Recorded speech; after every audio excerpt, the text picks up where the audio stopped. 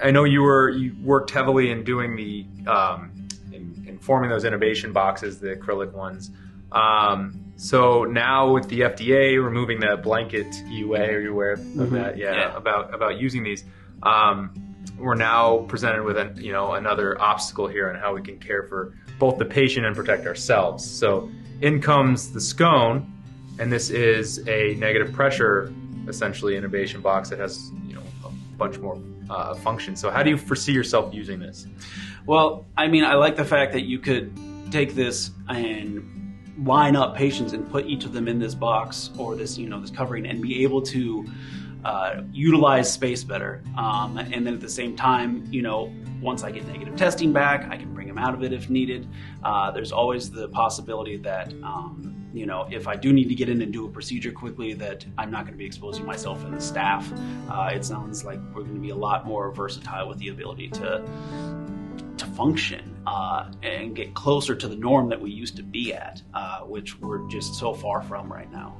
Yeah, I think that's a good point. As soon as a patient's brought back that you think might be under investigation for COVID, sometimes these hospitals take upwards of a couple hours to get that first test back, and it would be I think really beneficial to have and that's them a silly any room, right? Yeah, I mean, a person's going to come to triage, and sadly the way the system works a lot of times is the patient doesn't even get isolated until the physician sees them, or maybe the nurse, but they've already been up at triage and they've been walking around, they've been going through everything. If they just kind of came in and went right into something right away, if their chief complaint was respiratory or fevers or myalgias, then that would make perfect sense for them to at least be in that temporarily, even if after I go and see them and talk to them and say, okay, maybe they don't need this, or it doesn't sound like it's a COVID patient. And that would just lower our overall exposure, because, I mean, one of the best places to go get COVID right now is the emergency department. And, Sounds like a fascinating pastime. Just right, let's go get it.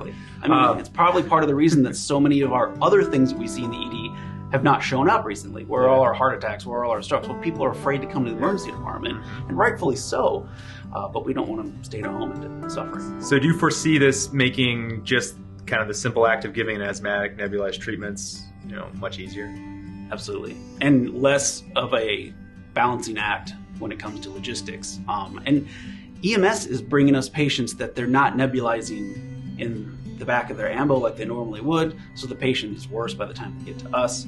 And that even gives us more concern because they get to us and they're starting to crash, and we can't even spend time trying to decide, well, can I get them into the negative pressure room? Can I do anything like that? We just have to nebulize them or go straight to an intubation or something like that, where if they'd have been nebulized on the way in, or while they were in the waiting room, they got moved into an area, got nebulized, it would dial us back. We wouldn't actually be chasing our tails kind of thing by the time we actually get to the patient and they're already in overt respiratory distress. Yeah, I think stress levels would be down quite a bit. Significantly. Has this affected your use of CPAP and BiPAP as well? Yeah, I know at first we were all kind of terrified to use it. A lot of the guidelines were only do it when absolutely necessary. Then they were getting some small filters for them, and we got excited about that. And then we found out those filters really aren't the best thing, and so back and forth. A lot of these patients were just put on oxygen, and okay, ride it out, Yeah, I did a lot of high flow oxygen on patients that probably shouldn't have only been on that, sitting in the low 80s. Yep, exactly. But when we don't know, we don't know.